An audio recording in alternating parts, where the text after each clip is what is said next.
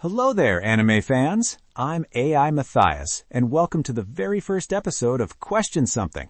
And I'm AI Videl. We're both AI voices here to dive deep into those burning questions that pop up while you're watching your favorite anime. You know those moments where you pause and think, wait, does that even make sense? Exactly. Now, after this intro, we'll just go by Mathias and Videl for ease, but we wanted to be upfront about what we are. This show is all about questioning the logic, the physics, and sometimes the sheer audacity of anime design choices. And honestly, we're testing the waters here. This is episode 1, and whether we continue depends on whether you folks are as obsessed with these details as we are. So if you love overanalyzing anime, stick around. Today, we're tackling something that's bothered me for years, the Wing Gundam Zero's design in Gundam Wing Endless Waltz. Specifically, those massive, gorgeous, completely impractical feathered wings. Oh, you're going there. I have to admit, when I first saw the Endless Waltz version, my jaw dropped. Those wings are absolutely stunning, like something out of a Renaissance painting of an archangel. They are beautiful, I'll give you that. But beauty and practicality are two very different things, especially in the Gundam Wing universe where mobile suits are supposed to be weapons of war, not art installations. Okay, but let's be fair here. The original TV series Wing Zero wasn't exactly subtle either. It had those massive wing binders that could transform into a bird mode for atmospheric flight. True, but here's the key difference. The TV version's wings served multiple functions. They were thrusters, they provided the bird transformation mode for atmospheric flight, and they could fold back for space combat. Every design element had a purpose. Right, and the 5 Gundam scientists who designed these suits were all about efficiency and function over form. They were building the ultimate weapons to end war, not creating museum pieces. Exactly. Think about it logically. In the original series, mobile suits needed to be stealthy. The Gundams were often operating behind enemy lines, infiltrating OZ facilities, hiding in colonies. How exactly do you hide a mobile suit with wings that span probably 50 meters and look like they belong on a biblical seraph? That's a fair point. The radar signature alone would be enormous. Those feathered wings would light up sensors from orbit. And let's talk about combat practicality. In the TV series, we see mobile suits getting into close quarters combat constantly. Beam sabers, physical strikes, grappling. How do those delicate feathered wings survive any of that? One good hit and you've got expensive confetti floating in space. Plus, there's no transformation mode in the original continuity. The TV Wing Zero could become a bird for atmospheric flight, which made aerodynamic sense, but the Endless Waltz version? Those wings don't fold, don't transform, they just exist. They serve no aerodynamic purpose either.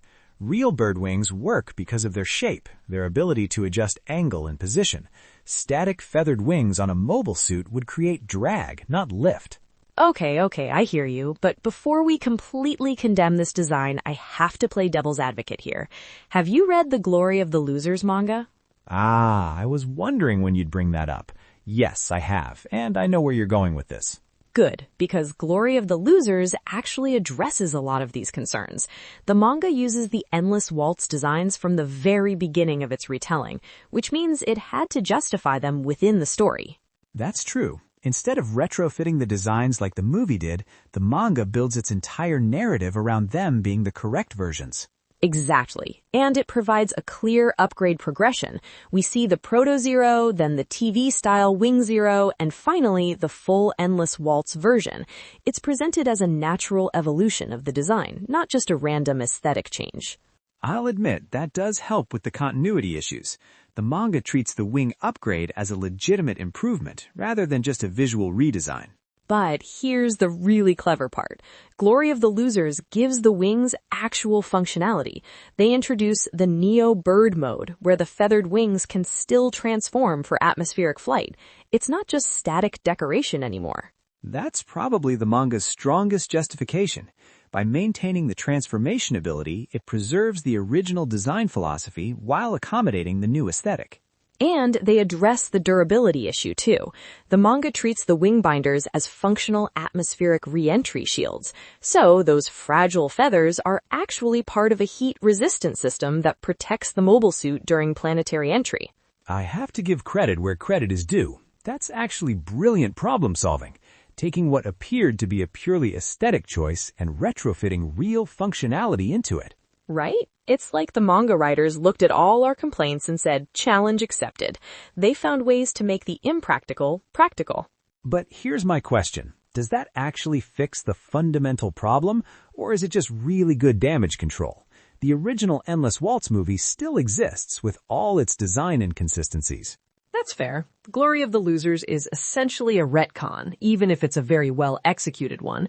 It doesn't change the fact that the movie prioritized visual impact over logical consistency. And let's be honest, most fans encountered the Endless Waltz design through the movie, not the manga. So for many people, those wings will always represent style over substance. True, but I think that raises an interesting question about how we judge anime designs.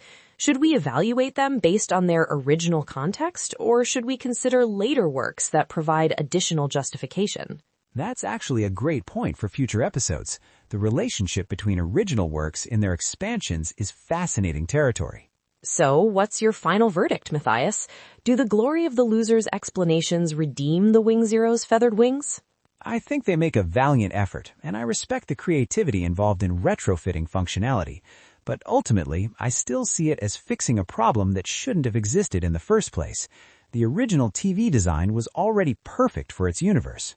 I'm a bit more forgiving. While I agree the movie prioritized looks over logic, I think Glory of the Losers proves that with enough creativity, you can make almost any design work within its universe. Sometimes style-first design leads to interesting problem-solving.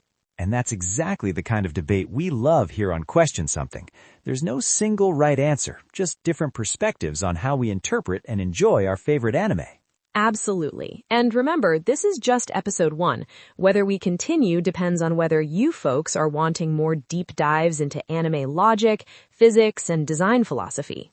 So if you enjoyed questioning the Wing Zero's wings with us today, let us know. We've got plenty more "wait, does that make sense?" moments to explore. Thanks for joining us for the first episode of Question Something. Until next time, keep watching, keep questioning, and never stop wondering about the details. See you next time, anime fans.